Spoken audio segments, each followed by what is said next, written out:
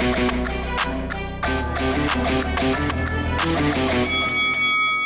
guys, welcome to Boxing Squared for boxing news and views from around the internet.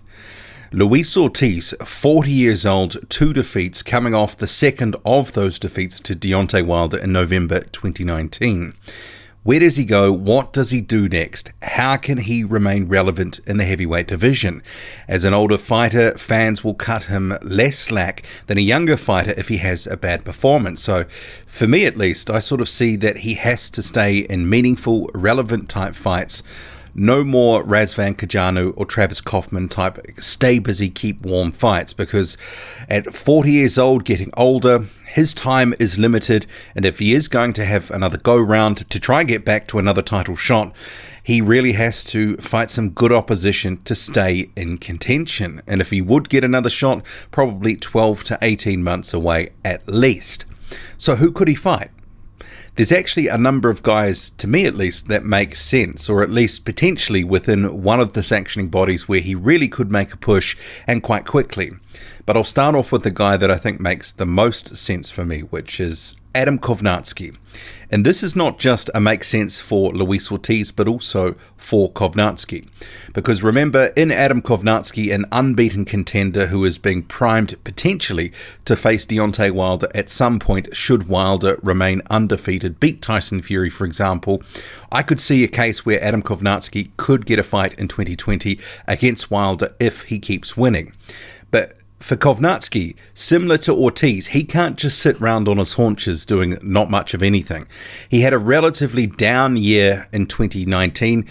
Chris Arreola, a faded Arreola, gave him quite a tough fight, but it was a clear win on the cards to Adam Kownacki. But he can't just keep facing that level of opponent and expect that there's going to be a rising buzz for him to fight a Wilder. He needs a good name on his resume too, just to keep things ticking over, building his profile, building the interest to what would likely be a pay-per-view event with Deontay Wilder.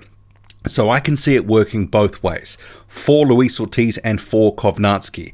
And if they are going to build a really big card for the rematch between Tyson Fury and Deontay Wilder in February 2020, this would be an ideal co-main event, I believe.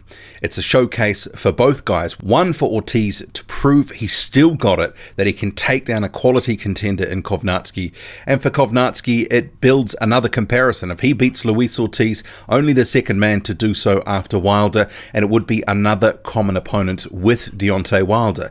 He's already faced the likes of Artis Bilka, Chris Arreola, Gerald Washington, so they're building nice little common opponents and a little bit of a rivalry potentially for Wilder to face Kownacki down the line. So for me it makes a lot of sense, and what you could really sweeten the pot with is something in the WBA. And having a look at the WBA rankings, where are Kownacki and Luis Ortiz? Number 4 and 5 respectively. And I'd note, Luis Ortiz only came into the WBA rankings very recently, a month or so ago at the time that this video was published, and he is now number 5 after, that was 2 years out of the WBA rankings. So some wrangling, something had happened behind the scenes to get Ortiz so high up. And it does make me wonder, for what purpose? What are they looking to line up?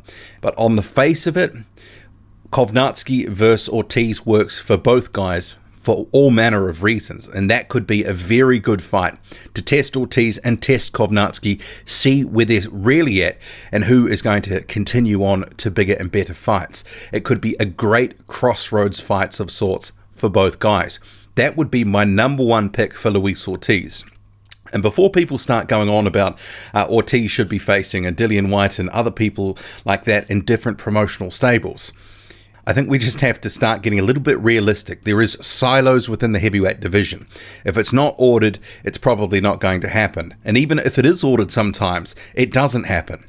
Dillian Whyte didn't take an eliminator with Ortiz in 2018 when he could have. He decided to go take a fight with Joseph Parker in the end. And this is the thing with the heavyweight division right now. Even though heavyweights say, I'm ready to take on all comers, promotional considerations do actually matter. And this is where Ortiz could actually have another fight somewhere within the PBC stable outside of Adam Kownacki, and you have to look at who is actually there. And the second fight that I believe potentially could work, but maybe a little less likely than a Kownacki, is, say, against Andy Ruiz Jr. It would be a good vehicle for Andy Ruiz Jr. to come back and sort of make a mark in the heavyweight division. If he wants to build back up, and remembering Luis Ortiz, an older fighter, perhaps they could see Andy Ruiz Jr.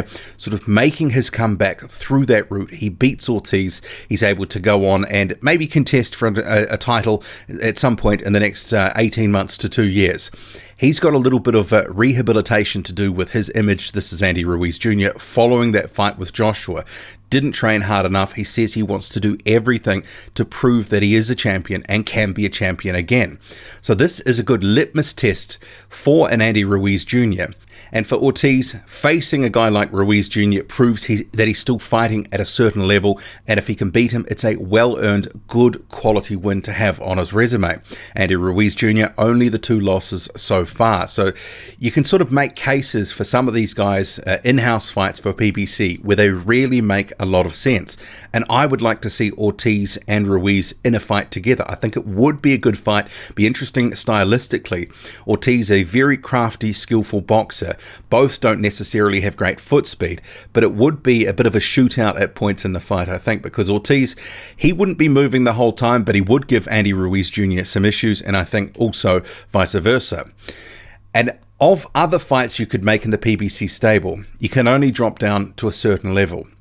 So I think a guy like Dominic Breazeale, Gerald Washington, Charles Martin, that sort of fighter who are sort of at that top 30 level, they're on the bubble of that, I think that's as far as he can sort of drop. So I wouldn't mind if seeing Luis Ortiz in that sort of fight.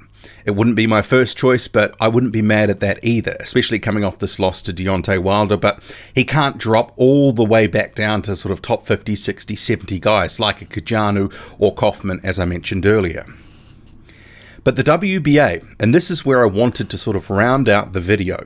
We have this regular title with Manuel Charr, and you also have Trevor Bryan. Perhaps the PBC will be able to lobby the WBA to order Ortiz face one of these guys. And actually, I wouldn't mind either fight because those two have been inactive.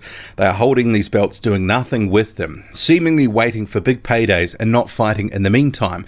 It is a bit of a disgrace, the whole WBA with these multiple champions. I would prefer we would just bounce down to at least 2 instead of having 3 plus a vacant gold title.